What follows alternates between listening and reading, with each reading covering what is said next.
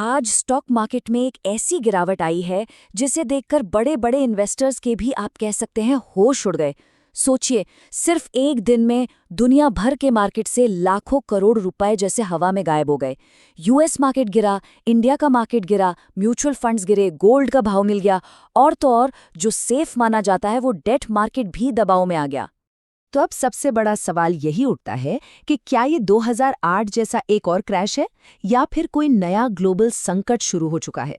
देखिए, इस पूरे एनालिसिस के आखिर में हम एक ऐसा डेटा देखने वाले हैं जो इन्वेस्टिंग को लेकर जो डर होता है ना, उसे देखने का नजरिया ही बदल सकता है। तो अगर पैसा स्टॉक, म्यूचुअल फंड, एसआईपी या गोल्ड कहीं भी लगा है तो इस विश्लेषण को आखिर तक जरूर देखना चाहिए। ठीक है, तो चलिए अब जरा गहराई में उतरते हैं। सबसे पहले आज बाजार में जो हुआ उसके आंकड़ों को समझते हैं। ये जानना बहुत जरूरी है कि आखिर नुकसान कितना बड़ा था और कहां-कहां हुआ। बीएसई सेंसेक्स की बात करें तो ये 1800 पॉइंट से ज्यादा लुढ़क गया। मार्केट सुबह ही एक बड़े गैप डाउन के साथ खुला था और दिन के अंत तक लगभग 2.5% की गिरावट के साथ बंद हुआ। ये बहुत बड़ी गिरावट है। और निफ्टी 50 में तो गिरावट और भी बड़ी थी, 600 पॉइंट से ज्यादा की गिरावट। ये भी भारी नुकसान में बंद हुआ। देखिए, जब बेंचमार्क इंडेक्स इस तरह से गिरते हैं तो पूरे बाजार में एक डर का माहौल बनना स्वाभाविक है। अब ये जो नंबर है ये सच में चौंकाने वाला है। सिर्फ एक ट्रेडिंग सेशन में इन्वेस्टर्स की 15 लाख करोड़ की दौलत बाजार से साफ हो गई। अंदाजा लगाइए ये कितना बड़ा आंकड़ा है।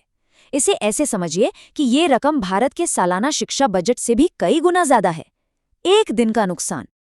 और ये जो बिकवाली थी ये हर तरफ थी, कोई कोना बचा नहीं। मेटल और रियलिटी जैसे सेक्टर्स में करीब करीब 5% की भारी गिरावट आई। मिड कैप और स्मॉल कैप इंडेक्स तो और भी बुरी तरह से टूटे। लेकिन एक हैरानी की बात थी आईटी सेक्टर। वो लगभग सपाट बंद हुआ और इस पूरे सुनामी से बच निकला। शायद इसकी वजह ग्लोबल डील्स और रुपए की कमजोरी रही होगी। तो सबसे जरूरी सवाल, आखिर ये सब हुआ क्यों? अचानक ऐसा क्या हो गया कि बाजार में इतनी घबराहट फैल गई? चलिए अब उस ग्लोबल घटना पर नजर डालते हैं जिसने इस वित्तीय तूफान की चिंगारी को हवा दी।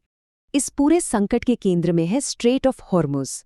ये दुनिया का सबसे जरूरी समुद्री रास्ता है जहां से दुनिया की करीब 20% तेल सप्लाई गुजरती है। आप इसे ग्लोबल इकोनॉमी की जीवन रेखा या एक तरह की धमनी भी कह सकते हैं।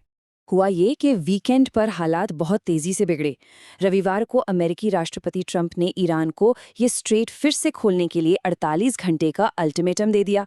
सोमवार सुबह इस धमकी की वजह से एशियाई बाजार बुरी तरह गिरे और शाम होते होते जैसे ही अल्टीमेटम की डेडलाइन पास आई, यूरोप से लेकर अमेरिका तक दुनिया भर के बाजारों में भारी बिकवाली शुरू हो गई। इसका सीधा असर पड़ा कच्चे तेल की कीमतों पर। ब्रेंट क्रूड ऑयल का भाव $113 प्रति बैरल के पार चला गया। अब भारत जैसी इकोनॉमी के लिए जो अपने तेल का 80% से ज्यादा इंपोर्ट करती है, ये बहुत बड़ी चिंता की बात है। इससे महंगाई का एक बड़ा झटका लगने का डर पैदा हो जाता है, जिसका सीधा असर कंपनियों के मुनाफे और आम लोगों की जेब पर पड़ता है। और इस डर को और भी पक्का कर दिया इंटरनेशनल एनर्जी एजेंसी की चेतावनी ने। उन्होंने साफ साफ कहा कि ग्लोबल ऑयल मार्केट अपने इतिहास के सबसे बड़े सप्लाई शॉक का सामना कर रहा है।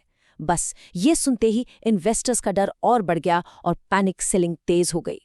अब स्क्रीन पर इतना लाल रंग देखकर घबराहट होना तो बिल्कुल स्वाभाविक है, लेकिन सही फैसला लेने के लिए बाजार की भाषा को समझना बहुत जरूरी है ताकि हम पूरी तस्वीर को ठीक से देख सकें।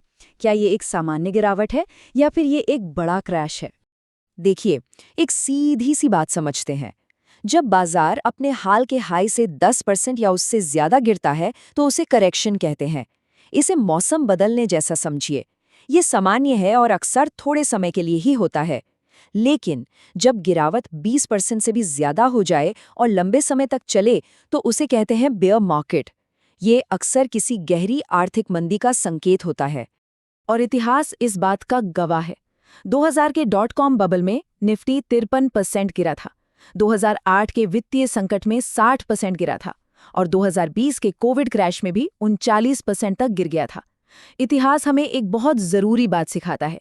बाजार ऐसी बड़ी गिरावटों से हमेशा ना सिर्फ उबरता है बल्कि अक्सर नई ऊंचाइयों पर भी पहुंचता है। और अब आते हैं इस विश्लेषण के सबसे जरूरी हिस्से पर। इसे कहते हैं समय की शक्ति। चलिए आज के इस शोर शराबे से थोड़ा बाहर निकलते हैं, जूम आउट करते हैं और उस लॉन्ग टर्म डेटा को देखते हैं जिसे हम अक्सर ऐसे डर के माहौल में भूल जाते हैं। ये नंबर देखिए, 15.6%। ये क्या है? ये निफ्टी 50 के पिछले 10 सालों की औसत सालाना ग्रोथ रेट यानी CAGR है। और सबसे बड़ी बात, इसमें 2020 का कोविड क्रैश और दूसरे कई बड़े करेक्शन भी शामिल हैं। इसका सीधा सा मतलब है कि अगर किसी ने 10 साल पहले निवेश किया होता तो आज की इस भारी गिरावट के बावजूद उनका पैसा औसतन हर साल 15% से ज्यादा बढ़ा है। ये आंकड़ा लॉन्ग टर्म इन्वेस्टिंग की असली ताकत को दिखाता है। और ये स्लाइड तो और भी शानदार तरीके से दिखाती है कि जब भी बाजार ने बहुत खराब प्रदर्शन किया है, उसके बाद जो रिकवरी हुई है वो उतनी ही जबरदस्त रही है। डेटा साफ दिखाता है कि खराब दौर के बाद अगले 1 से 3 सालों में बाजार ने बहुत मजबूत रिटर्न दिए हैं। यानी इतिहास ये बताता है कि सबसे ज्यादा डर के समय में ही अक्सर सबसे अच्छे रिटर्न कमाने के मौके छिपे होते हैं।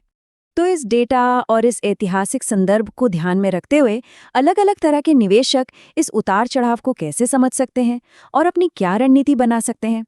जो लोग SIP के जरिए निवेश करते हैं उनके लिए तो बाजार की गिरावट असल में एक मौका हो सकती है। कैसे?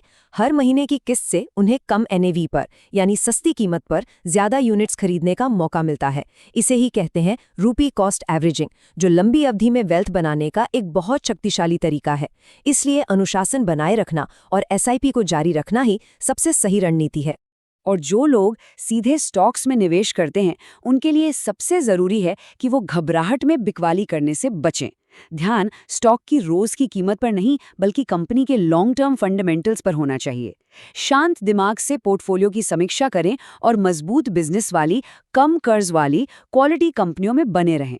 ये वक्त बाजार के डर और बिजनेस की ताकत के बीच फर्क करने का है। तो अंत में सवाल ये नहीं है कि बाजार क्यों गिरा, असली सवाल यह है कि आज की ये घटना एक निवेशक के लिए क्या है? घबराने की एक वजह या फिर एक मौका? और डेटा साफ साफ दिखाता है कि इसका जवाब पूरी तरह से निवेश के टाइम होराइजन पर निर्भर करता है। लंबी अवधि में ऐसी गिरावटें अक्सर बेहतरीन अवसर ही साबित हुई हैं। तो सवाल ये है कि आप क्या चुनते हैं, आज का डर या कल का अवसर?